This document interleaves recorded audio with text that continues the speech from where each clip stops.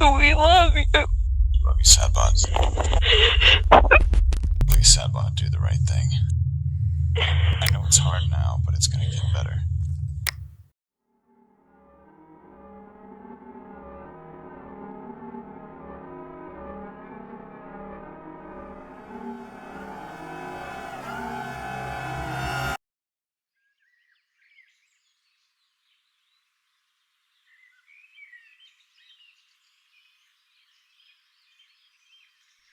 In the small city of Stockton, California, a young man logs onto YouTube and goes live.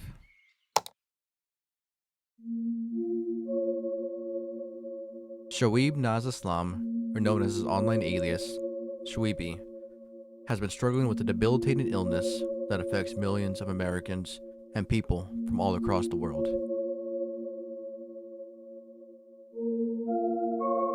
After reaching out to his friends, Shuaiby joined a Discord call under the alias of Sadbot and went live on YouTube. He asked his friends to record what was about to happen.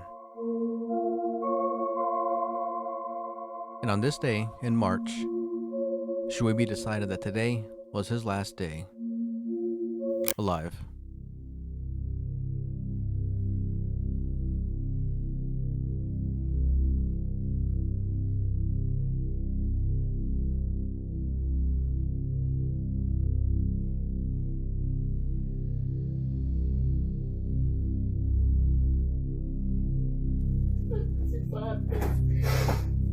Some kind of rifle. Unless it's absolutely necessary, okay? Why is nobody here yet?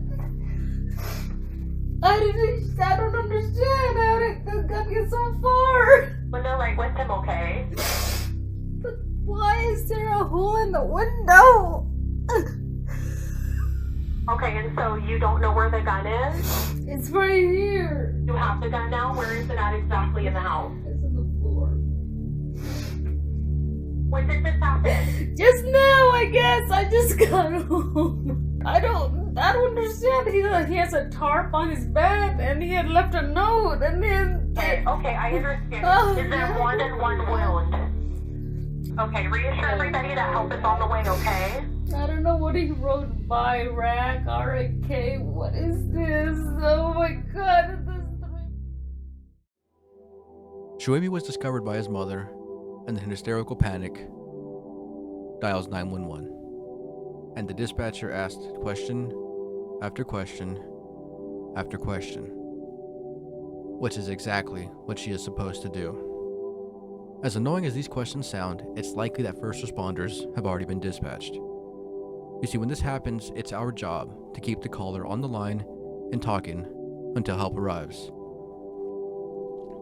This is a psychological tactic used by 911 dispatchers called active engagement. It's used to stimulate the mind and keeping the caller present and prevent them from shutting down.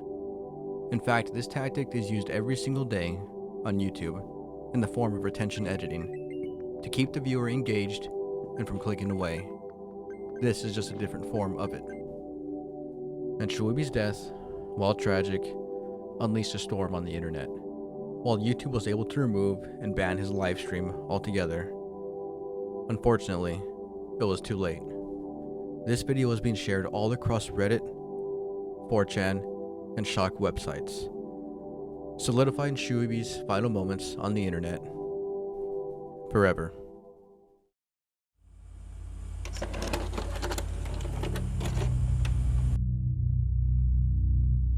Mary Jo Hadley was a loving mother and wife.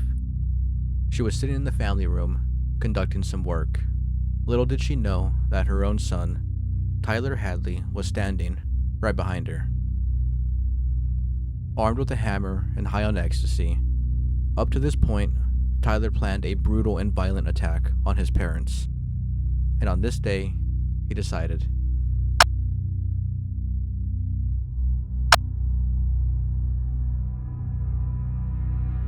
to execute them.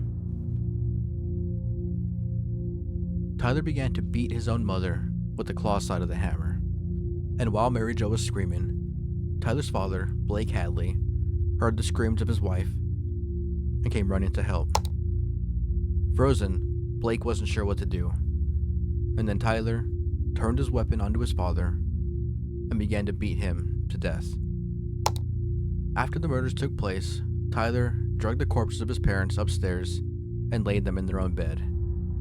He began to clean the pools of blood in preparation of what he was about to do next.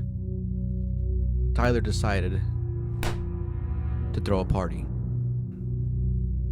He put up a Facebook post telling others to come to his house for a get-together, withdrawing over $5,000 of his deceased parents' money to fund his endeavor.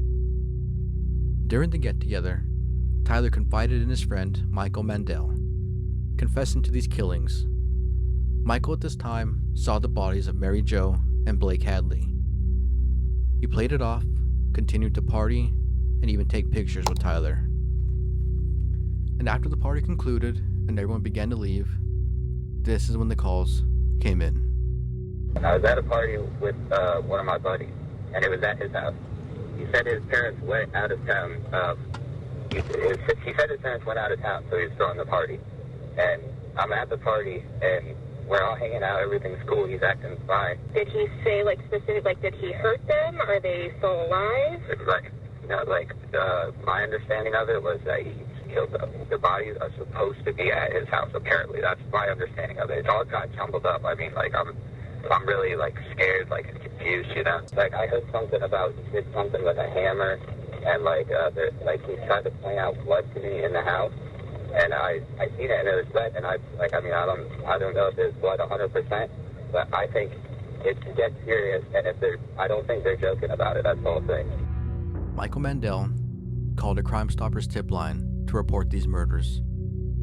This call is likely lost media, as I'm highly doubtful this call was recorded due to the anonymous nature of these tip lines. However, the call between the anonymous tip line and dispatch is still available.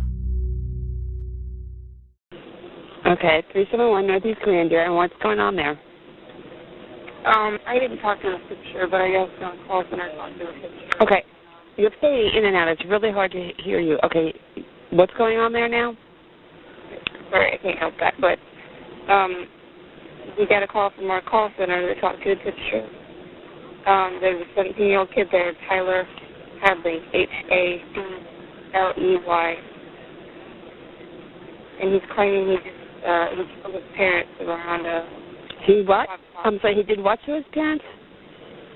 He's claiming that he killed his parents at about 5 o'clock last night, and they're in the house dead.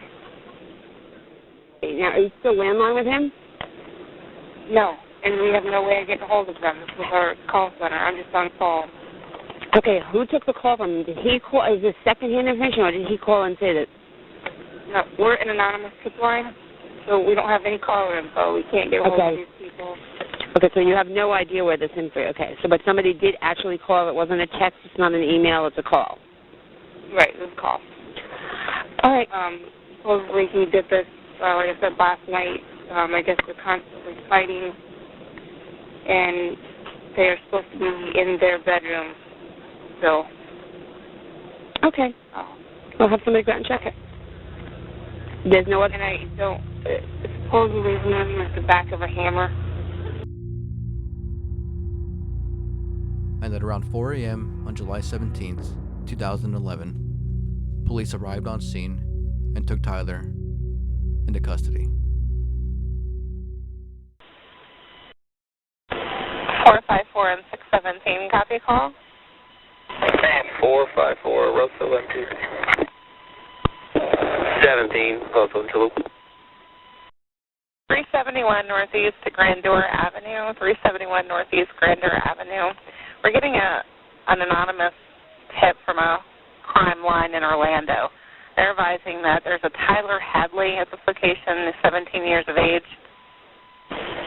The anonymous tip advised that he killed both of his parents last night at 5 p.m. He used the back of a hammer, and that they can be found in bed at this location. Unknown if Tyler is COA or if he's still 97, but they're requesting a 1017. Okay, 10451. The parents are going to be here, or is he going to be here? Or both? They're saying that he's single-five parents, and that they are at this location in bed, and he may or may not be 97. 17 of 96. 10-4. 34697. 10-4. 1012, he's secured. Right. Clear the house. See if anybody else is in there. 10-4. Show me one male detained. 10-4. Give all records. 10-4. I'm sure you can imagine why these calls are so disturbing.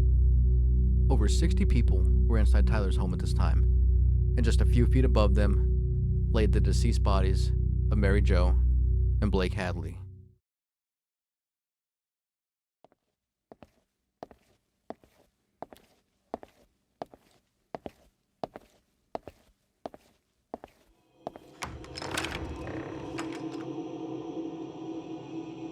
On August 20th, 2013, a man by the name of Michael Hill had become convinced that life had no meaning and proceeded to cause the pain he was feeling inside onto others. Hill brandished an AK-47 rifle and proceeded to Ronald McNair Learning Academy. And once inside, he began to take control of the school. He had no intention of surviving this day, and as police arrived, he exchanged gunfire with officers before retreating inside and coming face to face with the school bookkeeper, Antoinette Tuff.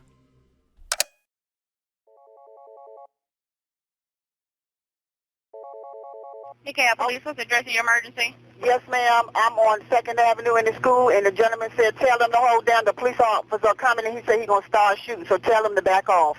Okay, one moment. Okay, stay on the line with me, man. Where are you? I'm in the front office. Ooh, he just went outside and started shooting. Okay. Ooh, can I run? Can you get somewhere safe? Yeah, I got to go. No, he's going to see me running there and call me back. Oh, hold on. Put the phone down. Bye. He said he don't care if he dying. He don't have nothing to live for. She sounds like she loves you a lot. You're on the phone with a relative? Yes. What'd you say, sir? He said he should have just went to the mental hospital instead of doing this. Well, don't feel bad, baby. My husband just left me after 33 years.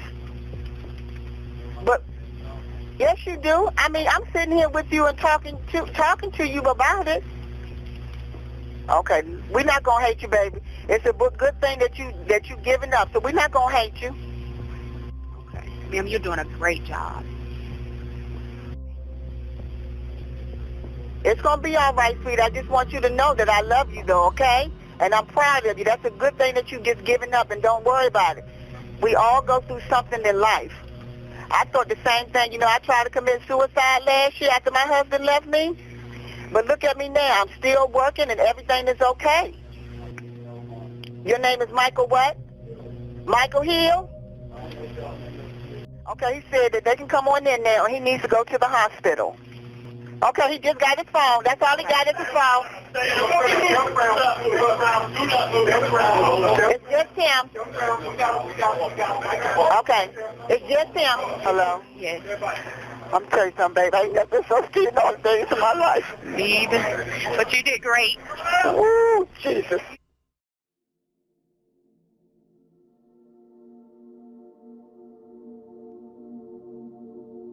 Antoinette did the impossible. She spoke with Michael on a personal level, related to him and on their shared outlook of how bleak life can be. The only difference is, Antoinette told Hill that there is hope. Despite what he is feeling right now, things can and will get better.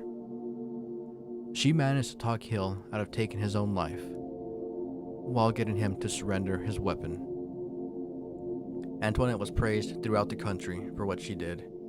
She managed to stop a mass shooting by just connecting with the suspect on a personal level.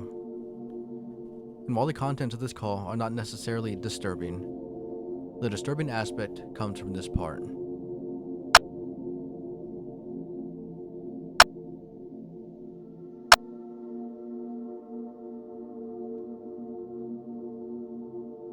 Antoinette, in the beginning, considered fleeing the school, but realized she couldn't.